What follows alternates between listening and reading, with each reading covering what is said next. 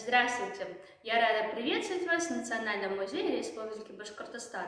Мы сейчас с вами находимся в зале праздничной одежды башкирского народа. И сегодня мы с вами познакомимся с основными элементами башкирского костюма. Одним из наиболее распространенных и узнаваемых предметов верхней одежды у башкир является елян. Елян – это верхняя длиннополая одежда с длинными рукавами на подкладе. Качество ткани, стоимость и разнообразие применяемых элементов декора напрямую свидетельствовали о социальном статусе человека, как мужчины, так и женщины. Старинной верхней одеждой являлся чекмень. Это длинная одежда с прямой или чуть приталенной спинкой, широкая в полах, с длинными широкими рукавами, не имевшая пуговиц и застежек. Часто идя в гости или на праздник, женщины накидывали чекмень на голову, шили его из белого домашнего тонкого сукна или цветного покупного материала. В вышивальном искусстве башкир наибольшее распространение получил тамбурный шов. Тяжки тамбура ложились цепочкой петля в петлю.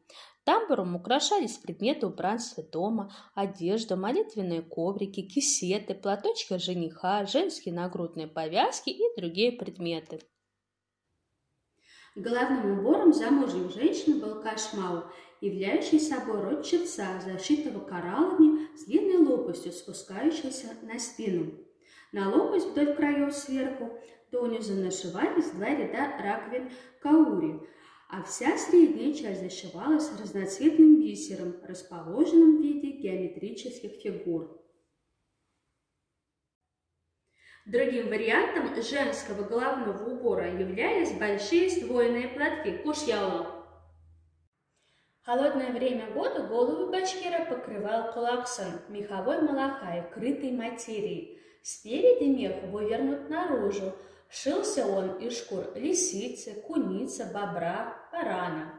Мужские еляны отделывались позументом, в редких случаях декорировались вышивкой. Традиционным мужским головным убором была небольшая, плотно облегающая голову тканевая шапочка на подкладке тубетэй. Мужчины носили длинные рубахи на выпуск кульдар. Ворот, манжеты, рукава и подол украшали счетной вышивкой, которая, помимо декоративной цели, выполняла и функцию оберега. Штаны-штан по покрою представляет собой вариант поясной одежды тюркоязычных народов, получивший в этнографической литературе название «штаны с широким шагом». Штаны шились без карманов, укреплялись на бедрах при помощи завязок. Для пошива штанов использовалась ткань домашнего производства. Для зауральского комплекса была характерна обувь, называемая ката, состоявшая из кожаных головок на толстой подметке с небольшим каблуком и войлочных голенищ.